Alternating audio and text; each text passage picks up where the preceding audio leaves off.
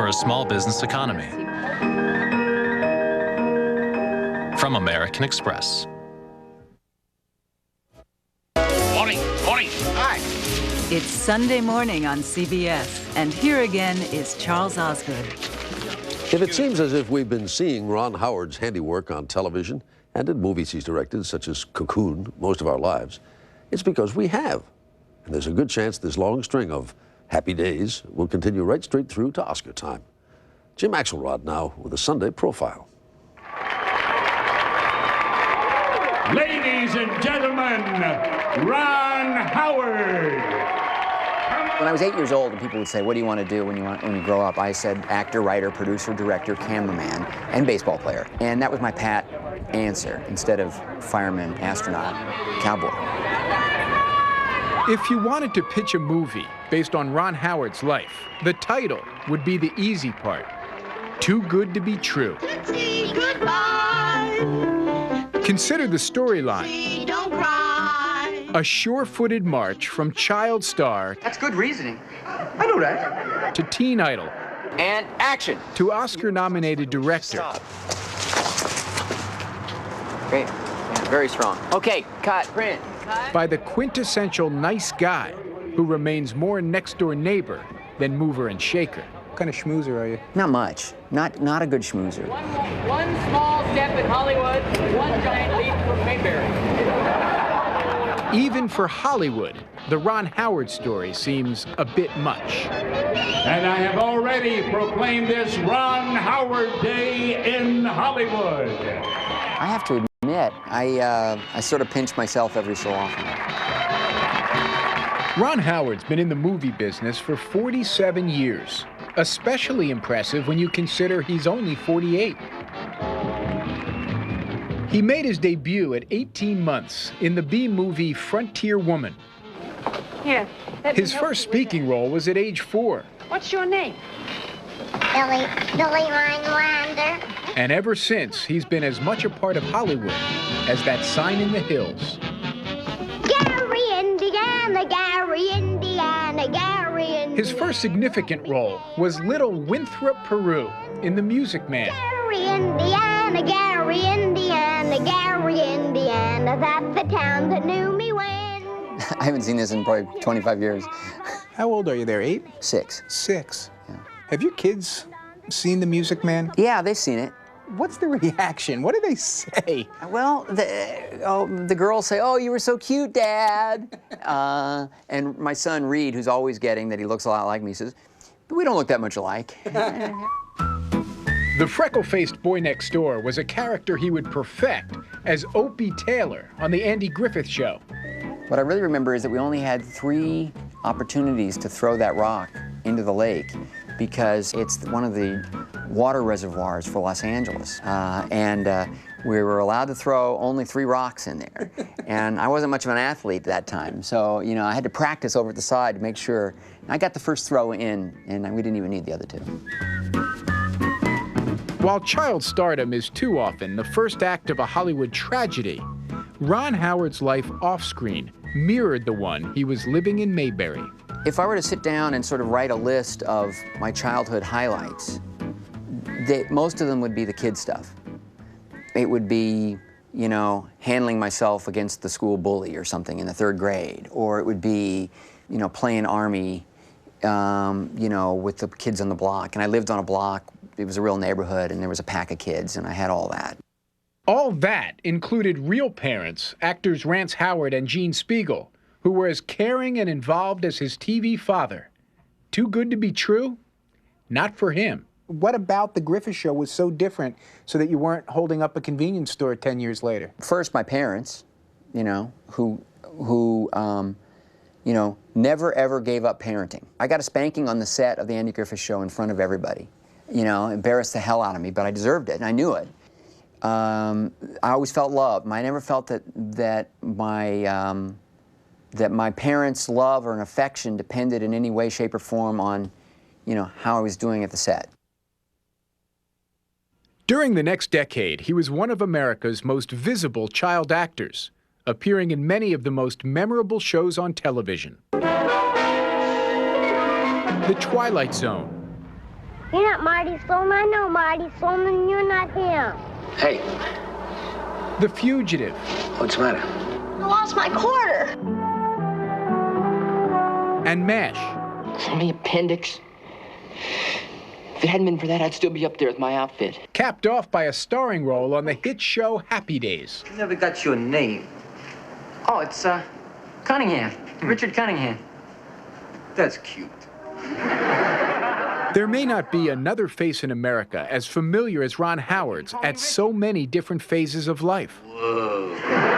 But while the world was watching him grow up on camera, he was looking back from a slightly different angle. When did you know your calling was to be a filmmaker? 15. I thought about it a lot, but it became a calling at age 15. He began making silent movies with his dad's home movie camera. They were a family affair. His younger brother Clint, his father Rance, and his future wife, Cheryl. We began dating in high school, see, so, I mean, in the beginning, making these Super 8 movies, I had to scrounge up actors wherever I could get them, so she'd be in the films. In 1977, he moved from his backyard to a Hollywood studio's back lot, directing and starring in Grand Theft Auto. He was all of 23 years old. Look out, Vegas. We're coming in. 6 years later, Howard made his splash. A mermaid love story and breakout comedy hit for both him and its young star, Tom Hanks. Neither one ever looked back. When we went and saw lines around the block for our movie with no stars in it, that was just, it's, you know, such an underdog sort of a picture. I'm telling you, it was one of the thrills of my professional life. Splash was followed by Cocoon, Parenthood, Houston, we have a problem. Apollo 13, The Grinch. Films that followed a proven path of happy endings to more than $1 billion of box office success. Don't you get to the point where you realize this is not history's longest winning streak, that there must be something else that explains the longevity?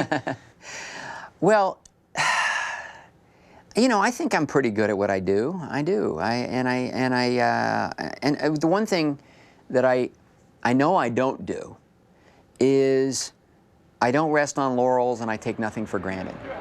Especially good reviews. Despite commercial success, some critics see Howard as a master of the mainstream, probing safe ground, rather than a filmmaker provoking deep thoughts. Okay. Does that matter? Sure, that matters. Because, you know, it's public, you know, it's a little dose of public humiliation. There are some reviewers that don't like my approach to movies, and fair enough. Although I wish they felt differently. Which is why his latest film, A Beautiful Mind, the story of a schizophrenic mathematician who wins a Nobel Prize, is so important to him. Hi, this is Ron Howard. I'm the director of A Beautiful Mind. This is my audio commentary. I think this movie was more demanding of me as a director than any film that I've worked on so far. In terms of just subtle human interaction, unusual kinds of relationships, and, you know, sort of married with the difficulty from a directorial standpoint of illustrating sort of what's going on inside someone's mind in a way that is personalized for an audience. Hence he's used to being picked first. This was a visual idea that I cooked up. You know, it's this challenge of trying to explain that great creative geniuses see the world a little bit differently than everyone else. There could be a mathematical explanation for how bad your tie is. It's a movie that carries the potential to redefine Ron Howard, the director. Now going in. You boys need to look good, which is not a state you find yourselves in. Which may be why, with an Oscar for Best Director on the line, everyone connected with him is careful to put the man in the spotlight and leave the boy next door behind.